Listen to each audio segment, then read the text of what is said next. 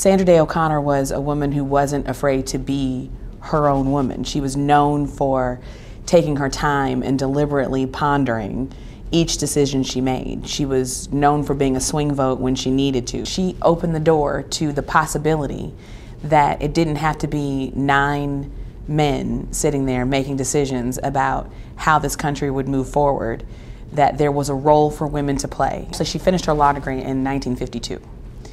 And at that time, it was very, very difficult for a woman to get a job practicing law. And so part of her personal story is that she was willing to go work for free just to get her foot in the door. That is not unlike the way women get into politics today. There are a lot of different barriers as to how we get to be where we are. And a lot of us do a lot of volunteer work and a lot of just showing up, doing what needs to be done in our communities before someone notices that maybe we should be one that should be considered to run for office. But in just seeing that a woman could practice law at that level, and just seeing that, for any little girl at the time, you can't be what you can't see.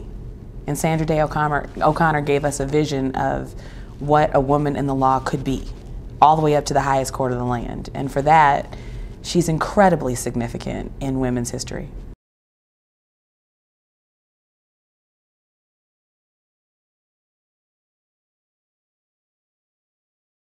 Sonia Sotomayor, the third woman and the first Latina appointed to the U.S. Supreme Court, grew up in the projects of East Bronx. Like tens of thousands of Puerto Ricans, her parents came to New York after World War II. Sonia Sotomayor developed a love of books while her mother worked long hours to support the family. Excelling as a law student, prosecutor, corporate attorney, and judge, Justice Sotomayor has broken through barriers associated with her ethnicity and gender. She has proven over time that, perseverance is important, that, when you have the will and the power to want to do something in life, you really accomplish it. And I mean, she's one of my heroes.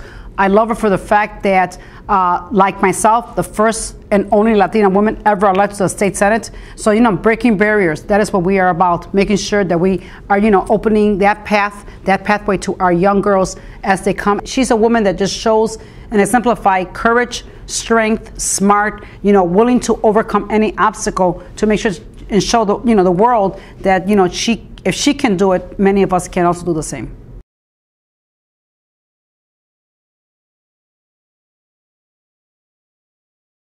Lilly Ledbetter is a living legend, and I actually had the opportunity to meet her once and to visit with her.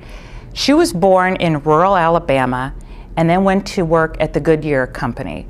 She worked there for 19 years before she was advised through an anonymous note that she was earning thousands of dollars less than her male counterparts. Lilly committed years and years, lots of personal sacrifice to follow through with her conviction that she deserved to be paid at the same rate as her male counterparts doing the same work. To deal with this discrimination, President Obama signed legislation called the Lilly Ledbetter Act. Believe it or not, this legislation didn't pass until 2009. The fight continues that Lilly started, and it's our responsibility for women of my generation and the next to continue working towards equal pay for women.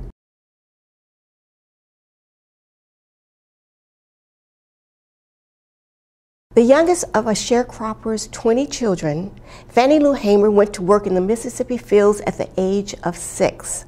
She dropped out of school at 12, and when her boss learned that she had registered to vote, he ordered her to withdraw her name from the rolls, known for telling audiences, "I'm sick and tired of being sick and tired."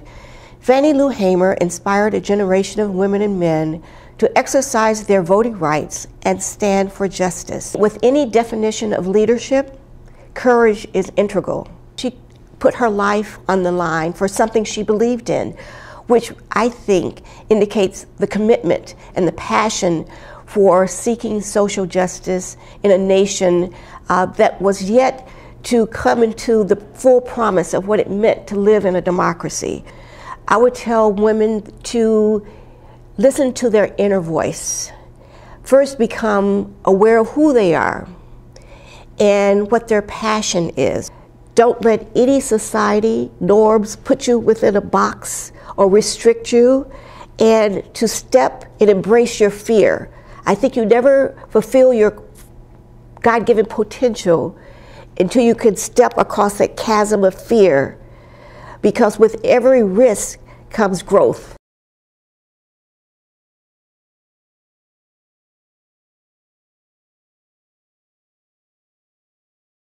I was really amazed with learning about Miss Sally Ride, just starting with her education background. She went from a bachelor's degree to her master's and to her PhD. A year later, she was awarded into the astronaut program. Shortly after, she was the first American woman who actually went to space, which is pretty interesting. It showed that she had a lot of stamina and the ability to perform at that level. And then to use her educational background as her blueprint on how to advance in that field. The very most important thing is to know your truth. Know who you really are, know your strengths, know your weaknesses, work on areas that you identify as your weaknesses. Not always having all the answers, just be a good listener. Then once you know that truth, I think it's important that you speak that truth, that you're able to go out in your community and speak the truth that you know, to make the changes that are required. And then finally, I think they should stand in that truth. So once you know it and you speak it, you have to be consistent. You have to be committed, you have to be determined, and stand in that midst of where you are, where you're trying to go, and bring other girls along. And have character and have integrity, not lacking any of those areas, you would definitely find success in your life.